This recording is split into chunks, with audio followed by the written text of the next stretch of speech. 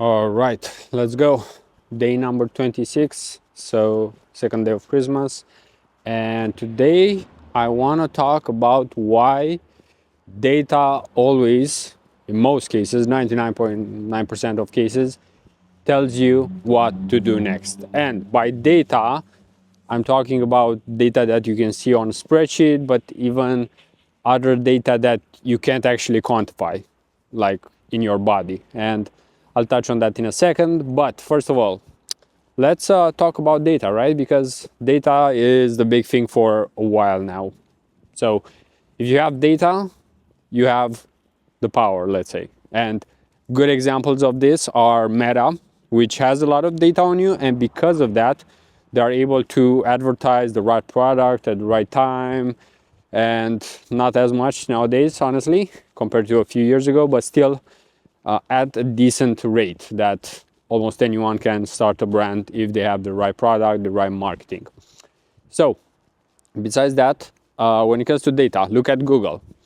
Google collects a lot of data, and for example, if you're in a specific country, it will actually give you info that you're searching for based on where you're at. For example, if you're in Germany, of course, it might give you searches in German. For example, if I'm in Eastern Europe, of course, it will give me in my native country here in Romania. So as you can see, data is very relevant, because imagine if you're, and I was abroad a few times, and while searching for something, I was getting results in Ukrainian, in Spanish, and those weren't relevant. And this is where you can see that user experience really matters. And that's why you don't have really big problems when you're using an iPhone or you're using your computer, Google, but not everything is working so well. These are basically giants, right? That's why their product, their service is all working so well, because they have data, they have user feedback, and that's why data is so important, because it helps you improve. If you have a benchmark, you know how you should move forward, backwards, and for example, even with your weight, right? Because this has to do with your health. And you just look how much you weigh, right? And if you're obese, it's not that hard to see, right? And this is where it's actually a mix, because it's not just weight, correct? You could be 100 kilograms, which I'm not sure how much it is in pounds, probably 220, somewhere around there. But you could be either a person with a lot of fat or a lot of muscle. So the data alone doesn't tell you everything. That's where you need to look at additional data, such as how much is body fat, how much is muscle. So you can see there are some things that will always matter. You can't just look at one number and think that's the best one. It's just like looking at calories. Yeah, a hamburger and 2 kilograms of broccoli probably have the same amount of calories, but if you eat one, you might have your health decline, while the other will help you with your health. So coming back to business, because this is what we're talking about here mostly. And when it comes to business, it's clear that there are so many data points, right? For example, if you're doing ads, it's click-through rate, it's cost per click, it's ROAS, it's CAC, it's lifetime value, it's contribution margin, so many metrics, right?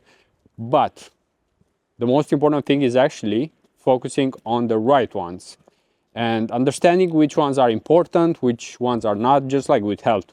If you go and do a blood check, you'll probably find out that you don't have enough, maybe vitamin D, which is super important, but at the same time, maybe you don't have enough magnesium, maybe you have too much cholesterol and so on, right? And then you have to look at why that is the case. And this is where humans like us still play a huge role, because AI and automated systems, they give you a good idea in terms of, let's say, the numbers, how they look and so on. but they don't actually tell you why in most cases. So that is one of the more important questions. Why is that number down, and how to improve it, right? Because if you see a number, the question is, why is it there? Why, for example, is your weight too high? Is it because you eat, let's say, too much hamburgers, you eat too much chips, you eat too many calories? That's probably it. You eat too many calories. But then you have to also look at the solution. So, for example, if you want to lose weight, you can lose weight by diminishing the number of calories. But at the same time, that doesn't mean you'll get healthier, because you can have less calories but shitty calories, right? So it's just like in a relationship. You can be in a relationship, like it's not that hard to find eventually someone, but what's the quality of that relationship, right? Or same with friends. What's the quality of the relationship you have with your friends? And what's the quality of the friend, I guess. But let's come back to business here, because with data, you can basically have a spreadsheet full of data. And the question is, how do you actually analyze it? And this is where I think ChatGPT and other models can help you, because you don't need to know every answer, right? Like, this is where you can actually input data and try to get some learnings, some kind of draft, because it's always been like this, even with writing. You write a draft and then you edit and it becomes better. And it's the same with data. You look at data, you try to understand it, and then based on it, you try to improve it. So if the cost per click is too high, you try to get it lower. If the click-through rate is too low, you try to get it higher. If the ROAS is low, you try to get it higher. But then you have to look, all right, why is it down? Is it because of other factors? Because almost every data point is influenced by another one. So this is where you need to make the connections. This is where you actually need to work. That's where you need to sit in front of your computer and actually think, analyze, look at the data. And this applies to whatever industry you're in. So it doesn't matter if you're in sales, in marketing, because, for example, with a person that does sales, you still have to be on, let's say, 100 calls. Then the question is, how many of them are qualified if you have that data? And then if you know how many are qualified, the next question is, how many are you closing? How many are coming up with objections? How many are, let's say, asking you different things? Because you can actually track all of these metrics, and the more you know your numbers, the more you realize, all right, this is why I might have a specific problem. If you don't sell enough, it might be the fact that you don't have qualified leads, qualified prospects, but it could also be that you suck at sales, right? So this is where you actually need to look at the data and try to understand what's the actual problem. Because sometimes we don't even know what's the problem. For example, right now during Christmas, a lot of people meet with family, right? And they might not have the best time, or they get triggered easily and so on, right?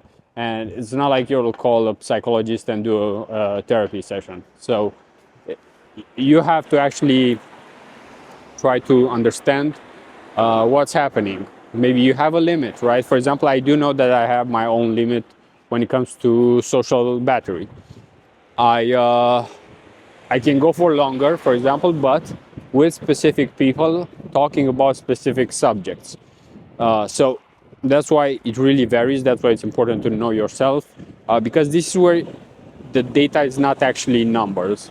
The data is more so in feelings, I would say.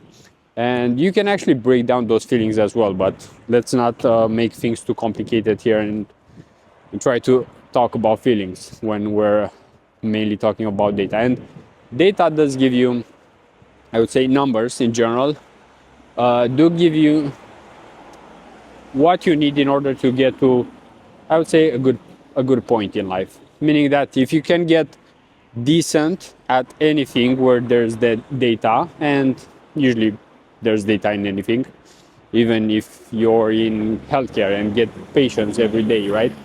You can you can even look at some things such as, all right, when I ask this question, does it work? Do people actually, let's say, enjoy talking with me when I ask a specific question?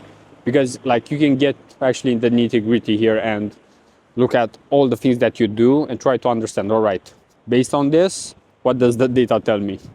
So yeah, data is super important, but I won't yap too much about it right now because I'm close to 11 minutes here, and I want to end it by saying look at the data and try to improve it all the time. That's what I'm also doing. It's a reminder for me. So that's about it for today, and see you tomorrow.